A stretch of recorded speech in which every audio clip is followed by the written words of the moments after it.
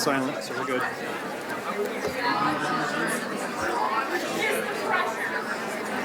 Testing, testing, testing. This is pretty good. Granted, they're all talking. Hello, can you hear me? You can't hear me? Hello. I'll go a little closer. Is that better? Okay. Can you hear me? You can hear me on this? Okay.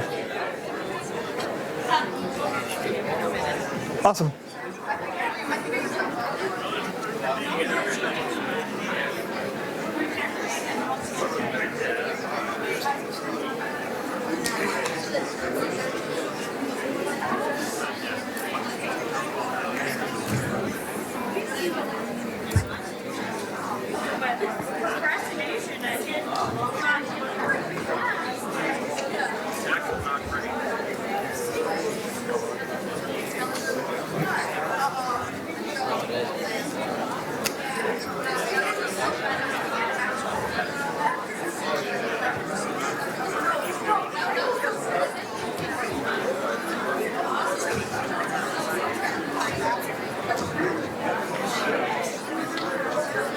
Well, good afternoon, everybody. It's noon, so I was told to get started at noon. How's it going? Good, good? Okay, good.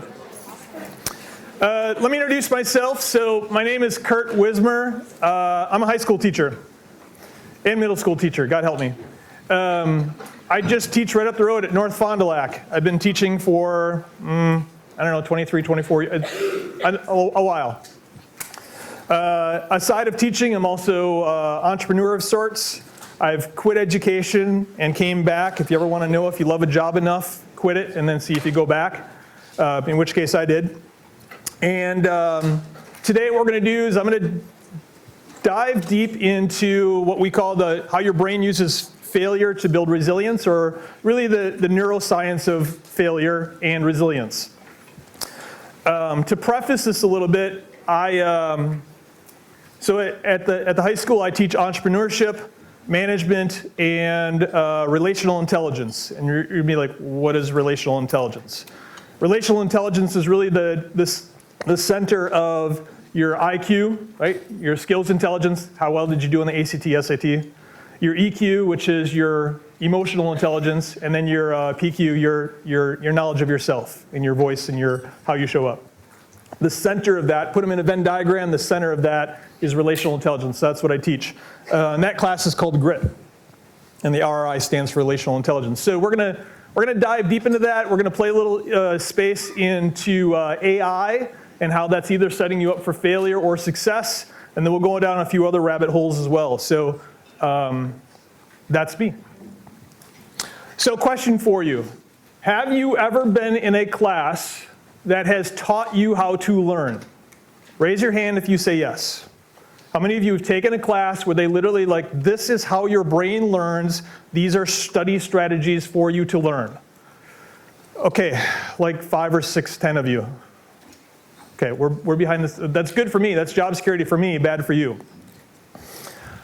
How many of you have ever been taught how to fail? None of you.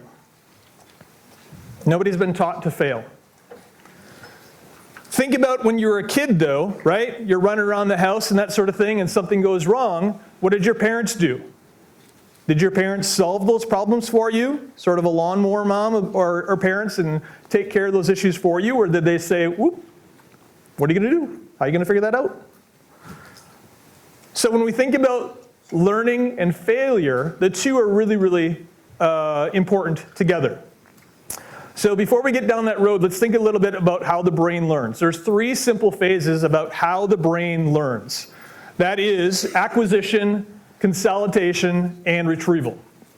It's the simplest way to explain how your brain learns. So let me simplify this for you. Acquisition. You are literally doing it right now. Some of you are taking notes, good for you. Some of you are listening intently. Others are thinking about other things, and that's fine too. Acquisition is you just getting information. All this stuff is coming at you. You got millions of bits of information coming at you. And think of it as like it's just spread out on your table. And then you're going to all these classes all day long. You got all this stuff coming in. Hey, Aaron, how you doing? Kurt, how you doing, my Good. friend? He's my old boss. So all this stuff is coming at you, and it's just going to hang out on your table all day long, and that's what it is. That is acquisition. You're not actually learning yet, you're just acquiring it. Consolidation, then, that's when it all gets put away and filed correctly, right? So how many hours of sleep should you be getting every night? As a, 18, 19, 20-year-old? How many hours of sleep? 7, more than 7. 8 to 10. You all should be getting 8 to 10. Raise your hand if you're getting 8 to 10 hours of sleep tonight, every night. Whew. You all need to go to bed earlier. Any of you ever set an alarm to go to bed? You all make an alarm to wake up. You should try setting an alarm to go to bed. Works pretty well. So consolidation happens when you're sleeping, kind of. So now think of this. You've learned all this stuff all day long. You got this big pile of stuff on your table, and you're like, what am I going to do with all of this, right? So when you go to sleep, the little librarian comes out in your head, right? So picture this little librarian. She's got the glasses on and cardigan and stuff, and she's like, ooh, look at all this stuff. What am I going to do with it? Dewey Decimal System kicks in. It's like, oh, this goes over on this file. This goes over here. This goes. The librarian is literally sorting all this stuff and putting it away where it belongs, making those connections. But it's also reinforced through retrieval practice, putting in the reps and doing the work, and practicing, right? That's why your math teacher makes you do the same math problem 23 different ways. So that's consolidation. And then a day later, a week later, a year later, you're asked to remember it or recall. That is retrieval. And if you got a good night's sleep, and if it was practiced, and if you went through the reps, then you should be able to find your way back through those neural pathways and recall that. And if so, congratulations, you've learned. But if you acquired all this information today, but then you have a horrible night sleeping, something happens, there's trauma, blah, blah, blah, whatever, gone, right? So that's how we learn. So let's break that down a little bit even further. This is the brain state model, or your brain. Beautiful book by Dr. Bruce Perry and Oprah, of all people, called What Happened to You. Put it on your book list. The brain is organized into 3 different states. And it's simply asking, am I safe, am I loved, and what can I learn? All right, so the survival state is your brainstem. That's the oldest portion of your brain. It's the first thing to form. And it is all about fight or flight, safety, how am I doing, right? So if you are safe, if you walk into this room today, you don't know me, you've never met me unless, are there any North Fondy kids in this room? Hey, look at you guys, all right, 2. Everyone else is sort of like, who is this guy? Is he safe? This room feels safe. Good. If that box is checked, then you may proceed to up the next level to emotional state. But if it's not, I'm sorry, you're probably not going to learn today. Right? We think about all the things that happen in schools, whether it's a bully, all the way up to it's a school shooter. All those things can impact your safety. And if one of those boxes are not checked, you're not learning. I'm sorry. So let's say that you're feeling safe. Good. Let's go to the next level. Emotional state. Am I loved? Do I have a sense of connection? Is there somebody that I can sit next to that I know? Do I have somebody to sit with at lunch? Is there somebody that I can have a conversation with? If that box is checked, do I have a relationship with the teacher, like that we can have a comfortable conversation and that sort of thing? Do I trust them? If that is checked, good. Then we can learn. Then we move up to the prefrontal cortex, right? And that is where we ask that question. But if those 2 first boxes, safety or survival and emotional state, are not checked, learning is not happening. So as educators and you as students, we need to make sure that those conditions are being set, right? So that's essentially how the brain is sort of learning. But then it's even a little bit further between now I'm communicating and you're receiving. So now it's multiplied by 2. So as a sender, I'm always constantly thinking about what information can I share with you? But hold on, am I feeling loved? And am I feeling safe? Am I feeling safe? I've been in this room before. I've lectured in this room before. I'm a little terrified speaking in front of 200 of you all, but I'm okay because I've done this before. Back me up 20 years ago when I was a first-time teacher, this would have been terrified. I'd be like, nope, I'm done. But I've put in the reps, I've done it before, so it's less scary. Okay? Then if I can check those boxes going down my brain, then you will need to do the same thing. Do you feel safe? Do you feel loved? Okay, now let's learn. Times 201 brains. What are the odds that all of us are checking all those boxes? It's not going to happen statistically, right? But most of you look like you're all zoned in, you're looking pretty good, the boxes seem pretty checked. Nobody seems to have any flight or fight sort of scenario in their eyeballs right now, you're looking good. So assuming that that's happening, now we can learn. The conditions for learning have been met, now we can start learning. So now let's think about actually what's actually happening in the brain. What does that look like when we're starting to learn and making those connections? So we say that neurons that fire together, wire together. Well, what does that actually look like? This is Dr. Joe Dispenza. You can look him up, you see a lot of cool stuff about him. I'm just going to show you a very quick clip. Now, nerve cells possess the unique ability to store and communicate information between each other. So your neocortex, your thinking brain, is the seat of your conscious awareness. You're listening to me right now with your neocortex. And what the neocortex loves to do is to gather information. And every time you learn something new, you make a new synaptic connection in your thinking brain. All right, watch what happens right there in the middle. Learning is forging new connections. And every time boom, did you see that? Did you see that? They reached out and they grabbed it, it's like two hands reaching across the room and they hold hands and they lock fingers. That is an establishment of a neural pathway. Woohoo, we just learned. One thought and another thought coming together, that's that first initial thought. So when you're listening to me right now and you're like, oh, you're connecting that, like those dots connecting, that's literally what's happening in your brain. You're connecting those dots and those neural pathways from two cells are reaching out and boom, done. Now that's still initially very weak. That doesn't mean that you've learned and you're like, done, I'm a master. Because we know that becoming a master takes 10,000 hours of practice. But the more that you use that, the more that you go down that pathway and strengthen that neural pathway, the stronger it gets, right? The first time you walk through a woods that's unblazed or nobody's been in it, it's all wooded and everything. But if you keep walking that same path, it will eventually become a path and then a gravel trail, and then before you know it, it's a simple, really nice path because you've used it a million times. That is how we build learning. So what does that look like? Quick metaphor here for you. So this is actually what it feels like to build an understanding. The first time a signal crosses from one brain cell to the other demands the most effort. And it's the same when we cross our ravine. The first trip across is the hardest. Imagine this being two cells, brain cells.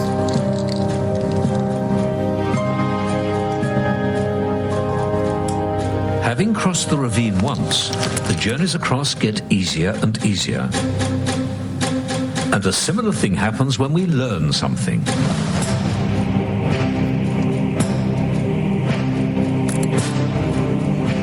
To start with, learning is difficult.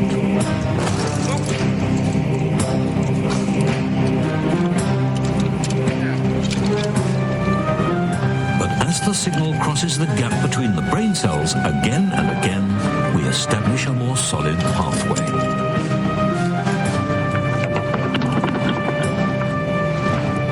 Sorry about that.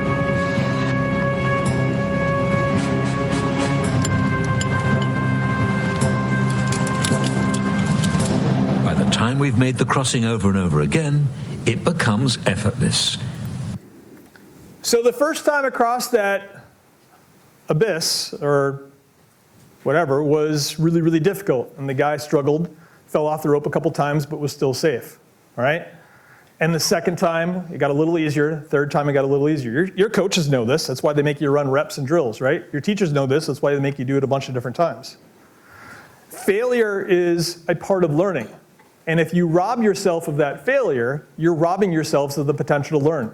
Your brain learns better when you fail. Period. So in my class, I have a saying on the wall that's written on the wall. It says, fail fast, fail often. And I tell my kids, I want you to fail every day. Please, I want you to fail every day. Because if you're not failing, you're not trying. Now, that's not like an epic car wreck failure, like completely yard sale. But I want you to make mistakes along the way. And then get up and do it again, and get up and do it again. And this is how we learn. So let's go a little bit further down this path.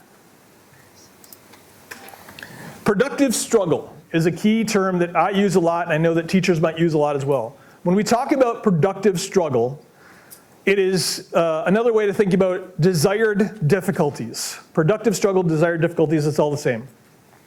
Productive struggle is when we make it a little bit hard and a little bit harder every time. Like we want it to be difficult. If it's super easy, great, anyone can do it, right? Here, go ahead and do this assignment, it's super easy, it won't take you that long.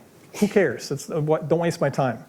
On the flip side, if it's so hard, we're not going to be able to excel at it or do it really well. We're just, I give up. But that sweet spot in between, that gray area between, is where you want to spend your time, that productive struggle. It's supposed to be hard, right? So here's what happens, though, when we add a little bit of an extra layer. This is the state dependence model, okay? So now let's add a layer of trauma onto learning. So in this case, if we are calm, right? We're able to reflect and daydream and think abstractly. Look at our IQ. Our IQ is 120. Pretty awesome. But as we go further down here, if we're feeling alert, something's not feeling right, we're in a state of fear or a state of trauma or a terror, you are literally getting dumber. But when are we forced to make decisions? When we're in states of distress sometimes, we're like, oh my God, I gotta make this decision right now, right? That doesn't work too well, right? This is why we need to sort of, like, we don't have to make a decision now. We don't have to have an opinion right now. We can sit and think about it, or at least get to a better state of mind, a more reflective state of mind. So if you're ever in this state and you're all the way down here and you're being forced to make a decision, pump the brakes. Back up a little bit, because you may find that you're probably gonna have a clearer picture down the road, because your IQ is literally dropping if you're further down that trauma road. All these things impact. Am I safe? Am I loved? What can I learn? Is there any fear or trauma that's going on? Because these are things that we show up with all day long. I know that all of you are not living perfect lives. I'm certainly not. None of us are, right? There's always things that come up. So how do we manage through that? All right, let's change gears for a second. I've been teaching long enough that I started teaching before the internet. Where are my teachers in here? You guys remember teaching before Google? Do you? Not me. Not you? Anybody else a pre-Google teacher? There we go, couple back there. Wasn't it awesome? Yeah, it really was. Why? Well, if I had to really feel like I was learning instead of just typing in something to get an answer. Right. Do you remember the card catalog system? Do you remember the Reader's Guide to Periodical Literature? Oh, getting goosebumps. These other kids are like, what are you talking about? Who is this Dewey guy? So let's go down, I'm gonna hop in my flux capacitor here. So there's always been a couple fluxes in the road. Oh, this is from the Muppet movie. Anybody seen the Muppet movie? A couple of the old folks in the room are like, oh yeah, it's a great movie. Yeah, you have too. You're like, you and I are kindred souls. The rest of them are like, I don't know what you people are talking about. The Muppets, they're puppets. Okay. So, calculator up in the corner. That was my calculator in 6th grade. I got it for Christmas. It was in my stocking for Christmas. I'm like, Mom, this is the worst Christmas present ever. She's like, you're gonna love it. It's my little professor calculator. Do you remember these? Yeah, they were awesome. And I took it to school after Christmas break, and my teacher's like, what are you doing? I'm like, this is my calculator. She's like, we don't use calculators in school. You need to use your brain. I'm like, why? I have technology. This is super easy. Let me use the calculator. And then you always hear things like, well, you're never going to be able to walk around with a calculator in your pocket. And you're like, okay. And then we fast forward to Google. 2005, 2004, 2006-ish it came out. I don't remember the exact, I do remember that I was thinking about, like, I should have bought stock in Google when it first came out. A couple of regrets in life, that's one of them.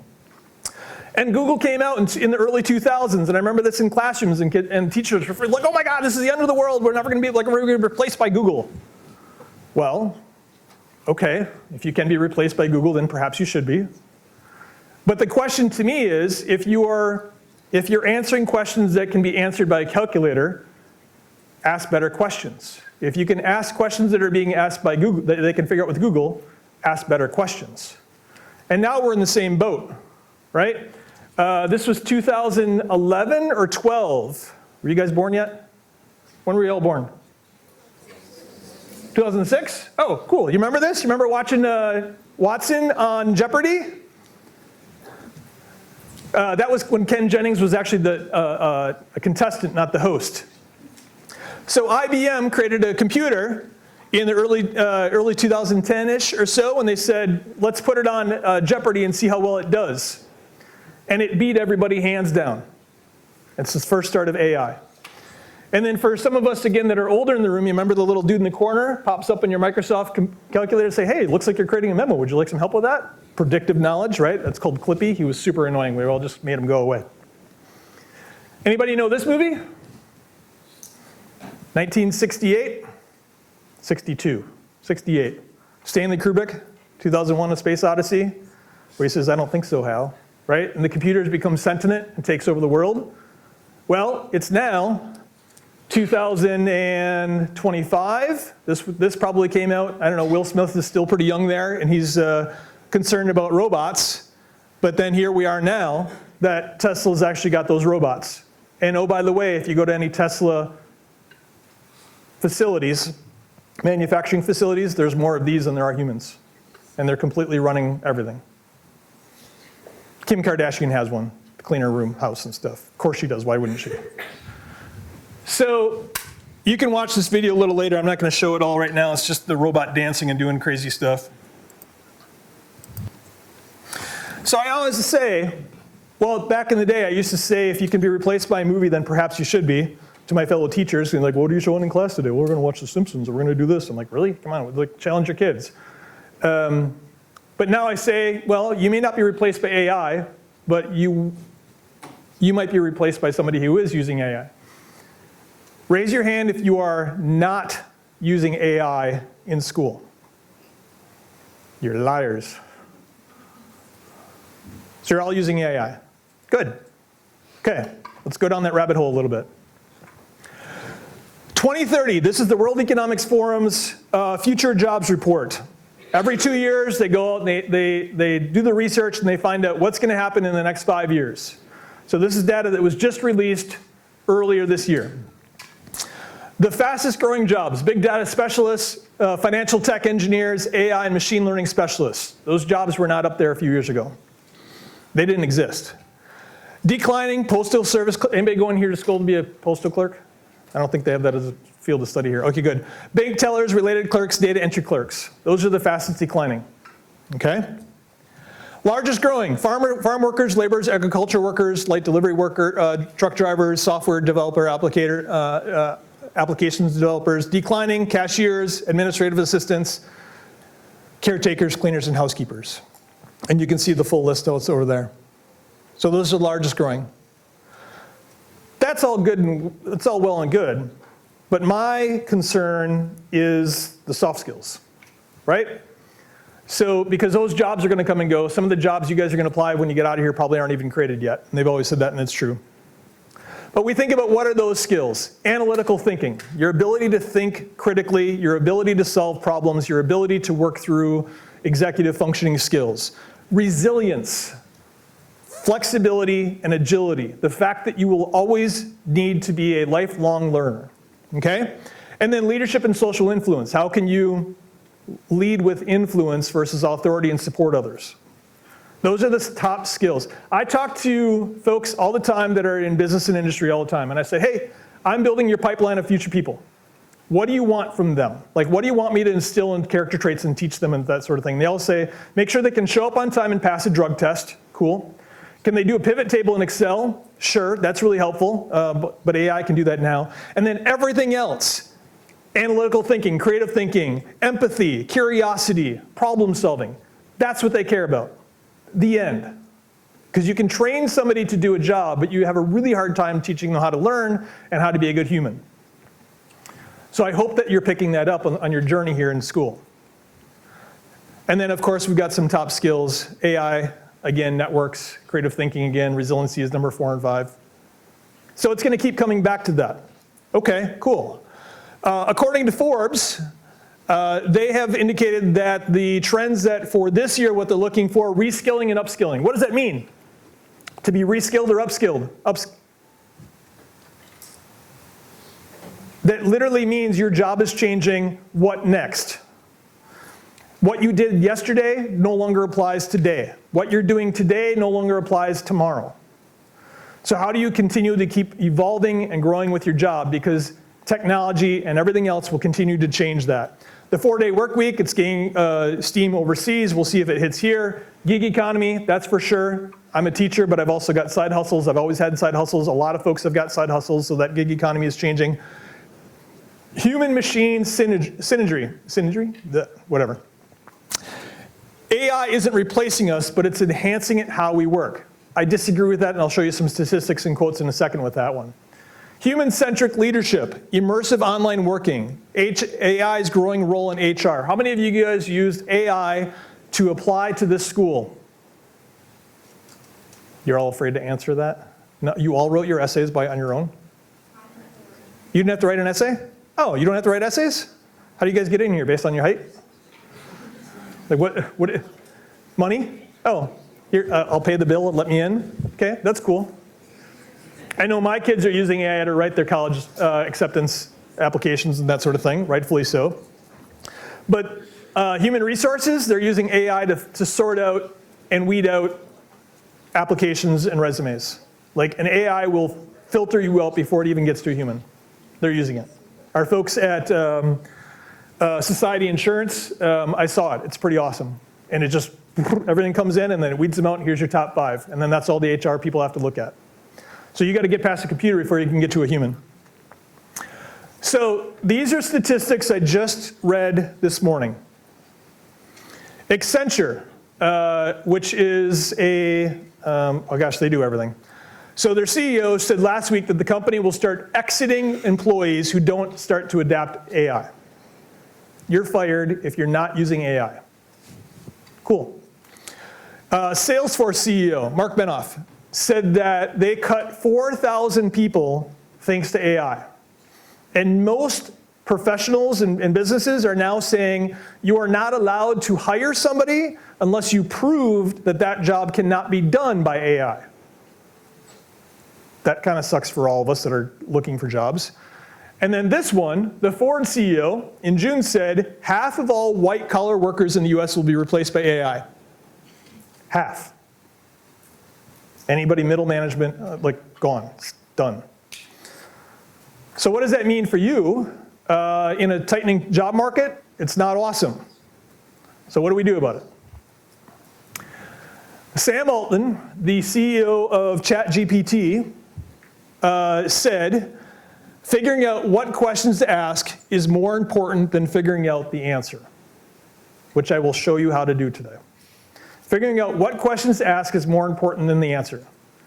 Now you go back 20 and 30 years to my little professor calculator and the advent of Google, and it's the exact same thing, but it's on steroids, right? Now it's about how do we solve the problems as opposed to what is the answer. And I always say AI is a tool, not the answer. If you're using AI in your work or whatever, and you're saying, oh, done, that's the answer, copy, paste, done, you are robbing yourself, and I'll show you the data, okay? That's plagiarism 101 with a really smart resource. But if you're having conversations with that back and forth, if you're engaging productive struggle with AI to get to the right answer, that is different. What is it? We'll take a look at what that looks like. So here's how we learn, because I promised I was going to tell you how we learn. There's a couple different things you want to do. First off, stillness and rest is important. Get your 8 to 10 hours of sleep. Walk away from your work. Cramming doesn't work. Do work for 10 to 15 minutes, 20 minutes, half an hour at a time, and then stop, go out and hug some trees, and come back and do it again. If you can be barefoot and stick your toes in the grass, that even helps more. Okay? Consolidation and memory is processed during those times. Disconnect, go for a walk, you'll come back smarter and more influenced. Okay? Or inspired. Retrieval practice. Note cards work. You guys use Quizlet or Note.com? K-N-O-T-W-T? You should. Note cards work. They're one of the best ways to learn. By the way, you can use note cards in ChatGPT. I'll show you. Staggered repetition. A little bit at a time, 10 to 15, 20 minutes. Has any of you used Duolingo? Who's used Duolingo to learn language? That's this. That's staggered repetition 101. The little they got rid of the owl. I can't believe they got rid of the owl. But the little owl would pop up every once a day and will say, hey, let's do this for 10 minutes. Let's do this for 15 minutes. That works better than studying all at once and thinking you're going to be good to go. Okay? It's harder because it engages productive struggle. It forces you to constantly go through that recall or retrieval process, but it is better for you and it will make stronger neural pathways. That bridge will be stronger. Interleaving, doing a little bit of math, doing a little bit of science, doing a little bit of reading, and then going back and forth, mix it all up, back and forth. Elaboration, how do we connect this to this? And connections, and how do we expand upon that? And then journaling. Journaling is huge. Okay, back to productive struggle before we get back further into that. MIT released a study this summer that blew everyone's mind. So here's the scenario, and this is all the brains of the folks. They studied 160 college students your age, and they had them all perform a specific element on the SAT exam. But they divided them into 3 categories, right? So a third of them could use ChatGPT to help them do the SAT portion of that exam. Cool. A third of them could use nothing, just their brain. And then the other third could use Google, but not like Gemini or any other AI tools. So you got no tools, you've got ChatGPT and the full AI tools, and you've got just Google. Out of the 3 of those tools, which group performed the best on the SAT in this test? Yeah, the Google. And who performed the worst? ChatGPT, in terms of recall and learning. The people who used ChatGPT to perform that on the test, 10 minutes later, couldn't even tell you what they put on the paper. No clue, 0 idea. The people that were over here that could only use their brain struggled, but they got some stuff done. The people in the middle that could use Google had an exchange of conversation with Google. They were able to go back and forth and saying, well, okay, here's this source, and how's this related to this? And they're doing a little bit more Googling and stuff. They might as well have been digging through the card catalog system, right? By Googling stuff and finding those resources, they were engaging the highest levels of retrieval and engagement and recall. So think about that next. But I don't think that's an excuse for us not to use AI. I'm a paid subscriber to AI. I use it all day long. I love it. I require my students to use it. Okay? So what do we do, and how do we make that happen? So feel free to steal these. I know that these, by the way, if you want these slides, they can be emailed to you. Ms. Reichman-Krause has got them. She can send them. There you go. So these are strategies you can use. Plug these right into AI. If you want to take a picture of it, go ahead. So here's how we do this to actively engage the best parts of our brain while using AI. Because I think it's a cop-out to say that, oh, we're not going to use AI because I don't want to learn. No, let's use AI to go further, faster. Because you already saw the statistics that said, if you don't, you're not going to get the job or you're going to be replaced by somebody who is. So how do we go further with it? Ask AI to interview yourself. That one is awesome. Whenever I'm struggling with how to write a prompt or how to go further, I will literally say, here's what I'm working on, here's what I'm doing, blah, blah, blah, blah, blah, here's the output that I want. Ask me 10 questions one by one until you understand exactly what we're looking at, and then produce X. And it's awesome. You have a conversation with AI, it's asking you a question, and it will adapt to based on your response back and forth, and then you get the response. And then don't stop there, and then say, I don't think I like this output perfectly. Let me go back and read it, and what about if we tweak this? I think you're missing this. I need to add in X. Now you're learning. Now you're engaging those processes that make it stick. Ask for prompt suggestions. Because with AI, it's garbage in, garbage out. If you ask horrible prompts, you're going to get horrible answers. Right? So how do you know to become, if you follow on Instagram and other things, there's really cool prompt generation things about really finding good prompts. Because the more information you put in the front load, the better you're going to get on the back end. But why don't you just have AI help you with your prompts? Right? What's the best way to me to phrase this for prompt for clarity? Right? And have AI actually suggest the prompt that you're going to use AI for. It's the expert, so why don't you leverage it? And explain this to me like I'm 10. I have my kids do this all the time. Mr. Wismer, I don't get this. Cool, go to ChatGPT and type in blah, blah, blah. Explain this to me like I'm 10. Because anybody can make something really more difficult. Geniuses make it simple. Steve Jobs did that, right? The Apple, so let's not have a phone with 5,000 buttons on it, let's just do one button. And then, oh, by the way, no buttons at all, right? Making something simple is better. So explain this to me like I'm 10, love that. The 80-20 rule, focus on 20% of the inputs that create 80% of the impact. What are the most important takeaways from this topics? And it will tell you. Interleaving, create a study plan that mixes different topics and skills within X to help me develop a more robust understanding. It will literally create you a study plan. It's no different than asking a trainer to say, hey, I'm gonna train and run a marathon. What is my schedule for training? Because I'm not just gonna run 26.2 miles tomorrow. I'm gonna take a year to ramp up and make sure I'm conditioned to do so. AI can do the same thing for your brain. Space repetition. Design me a space repetition schedule to effective review X over time. I need to have it mastered by X date, and it will back it up for you and say, here's your studies plan, 10 minutes a day, study these things between now and then. You'll ace it. Active recall. Provide me with a series of challenging questions and problems related to X in understanding my long-term retention. Storytelling. Let's transform this into a story. Make it sound like Harry Potter. Make it sound like Star Wars. Make it sound like something that you can relate to. That's that making general connections. Or deliberate practice. Design me a deliberate practice routine for X, focusing on my weaknesses, and you can define those and providing regular feedback for improvement. These are all tools that you can use within AI that will help you go further faster to make you employable. Asking questions, and oh, by the way, have you guys used, in flashcards and quizzing, have you used the new study mode in chat? It's really cool. We'll go, yeah, right here. So this was just released. It will now be your tutor. And it's designed not to give you the answer. Can you flip the buttons and go back and find the answer? Yes, but that's cheating, right? You guys know Khan and Khan Academy, Sal Khan.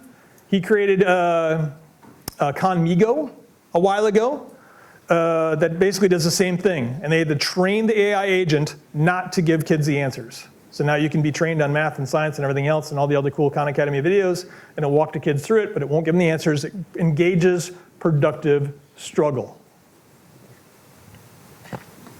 So next time you need to study and you're sitting in your dorm by yourself, you got yourself a study buddy now. Pretty cool. Have it do note cards for you, whatever you decide to do.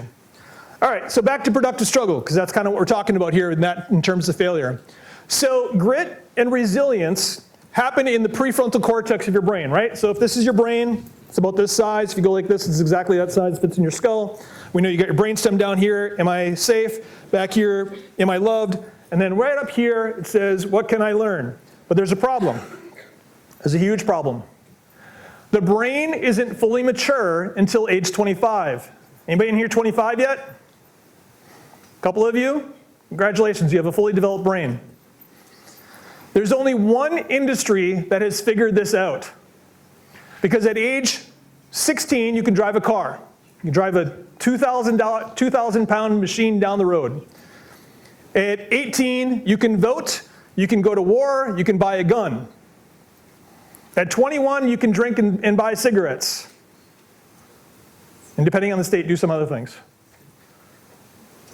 But at 25, you can finally rent a car, which I think is hilarious. The rental car industry is the only one that's actually figured this out through actuaries and doing little statistics and stuff like, wow, people have been like 23 years old, they make a lot of stupid mistakes behind the wheel. Let's not give them a car until they're 25. Yeah, okay, that sounds like a good idea, yeah.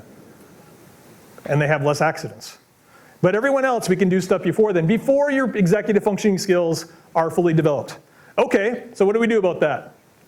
So this is your brain, right? So we know as a little kid, you're starting down here with your brainstem, and your brainstem is controlling those essential functions like breathing and heartbeat, things like that. And then your cerebellum starts to develop, and this is when you're a little kid and you're like, oh, I can balance, I'm doing really good, I'm gonna walk over to mom and dad, and aren't you all excited? We got a video of it.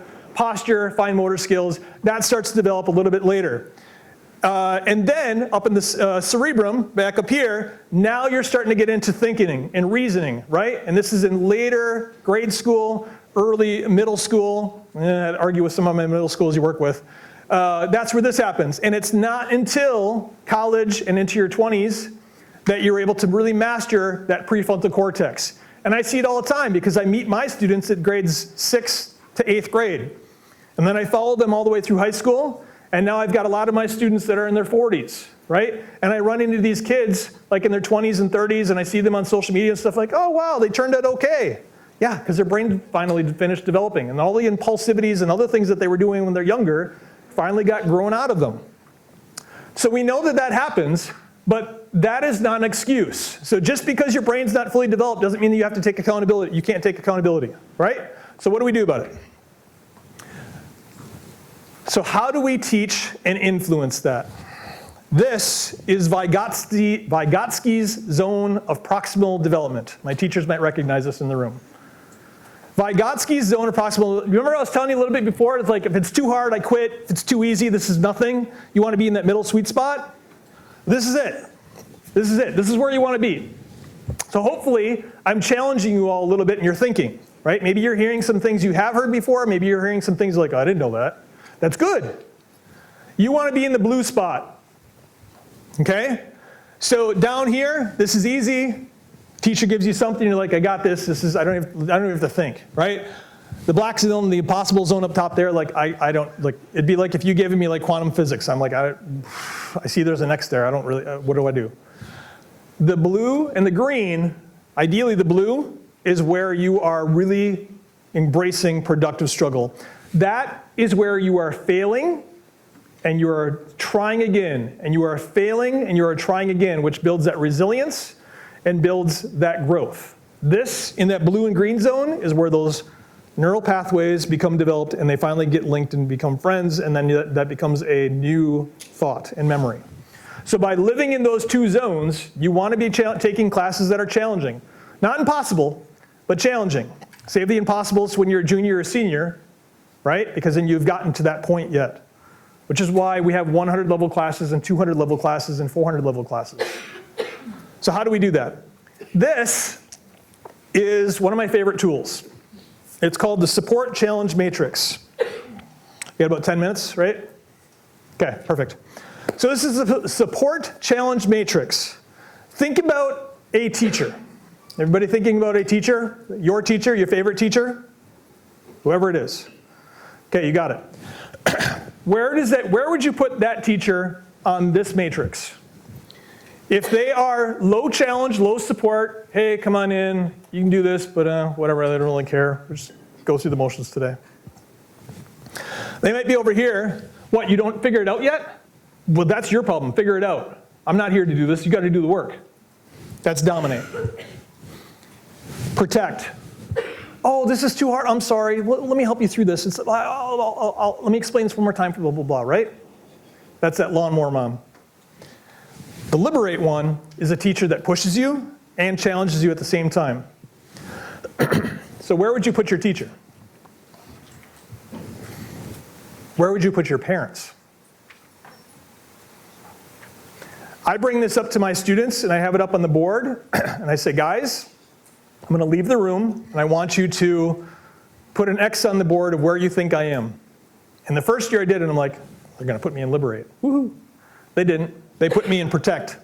And it was the most humbling moment that I've ever had in education. I'm like, oh. And I swore in my head for a little bit and I'm like, okay, time to get my stuff together. And then the next year I did it again. And every year I get a little bit further up the liberate section. Because I'm forcing myself to think about where I am and what I need to do better every year to get better every year, right?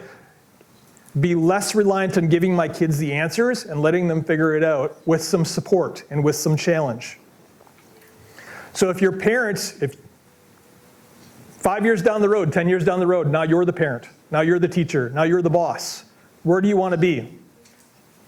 Ideally, you should be in the green, in the liberate zone, right? Because that's where you're going to have, people want to be challenged. People want to have some opportunity to grow, right? They don't want stuff that's super simple. Make it a little bit difficult for them, but do so in a rewarding environment. That's to liberate. That's what we mean by doing that. All this comes back to growth versus fixed mindset, which I'm sure you've heard before, right? A fixed mindset says, well, I've always sucked at math, so I can never do it in math. No, that's not true. A A fixed mindset says the brain you're born with is the brain that you will die with. A growth mindset says you will continue to learn throughout your life. And you're all in college, so I know you probably all have that, unless your parents just sent you here because they wanted you out of the house. I don't know, maybe one of the two. A growth mindset, we embrace challenges, productive struggle. We persist despite obstacles. It's resilience. We learn and grow from failures. Effort is a path to mastery of those 10,000 hours and those 10,000 reps. Feedback is a gift. It is not criticism. Don't take it personally. They are helping you learn and grow. And you are inspired by other people's success as opposed to being threatened by them. So if you can exhibit that, you're on the right path. Do you know the difference between confirmation bias and cognitive dissonance? You heard this before? Maybe some of you? Good. Confirmation bias says, I'm going to seek out what I already know because it's good to find people that are already telling me what I already know, right? My algorithm on social media is surrounding me with all these people that I agree with, so that must be the truth. Cognitive dissonance says, it's going to be uncomfortable, but I'm going to seek out opinions and ideas and concepts that are different from my thoughts and opinions because I know that they'll help me grow. I don't have to agree with them, but I'll be respectful about it, and I'll be able to grow from that. You will never build neural pathways. You will never grow. You will always be in a spot of regress versus growth if you are living in confirmation bias. But if you are seeking out opportunities to be living in cognitive dissonance, surrounding yourself with people that challenge you, if you are in a room of 10 people that said yes, there are 9 people too many in that room. Or you're not challenging everyone else. Seeking out alternative answers is important. I'll skip that one. So to close this up, we think about what is the neuroscience of that, of failure and growth. What is it actually looking like? Mistakes build the brain, errors activate the neural circuits and strengthen those pathways. Your brain learns better when you fail and you screw up and you try it again, you try it again, you try it again. That pathway will become stronger and better. Productive struggle is learning in action. Growth mindset, seeing failures as feedback, not final, and rewires how we approach the brains. There are only a handful of times, like when you guys do your final exam here, your final is your final, right? You're done. Did any of you guys fail your driver's test? A couple of you? You still get to drive, right? You know you can fail the bar exam and still become a lawyer? You know you can fail the medical exams and still become a doctor? Maybe not my doctor, but I mean, I'd like one that gets it right, but right? Like we're allowed to make mistakes. Education, in many cases, doesn't always think that. I let my kids redo their work all the time.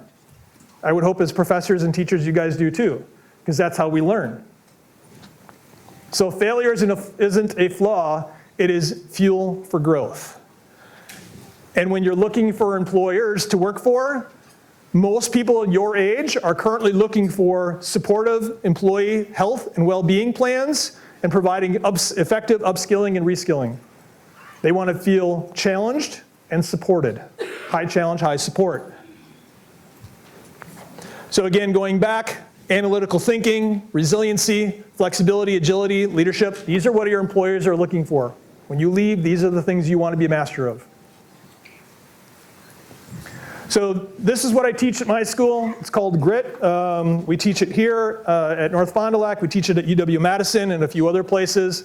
We're expanding into a few other things. So this is my side hustle on top of what we do in education. So that is it with 2 minutes to spare. Does anyone have any questions for Kurt?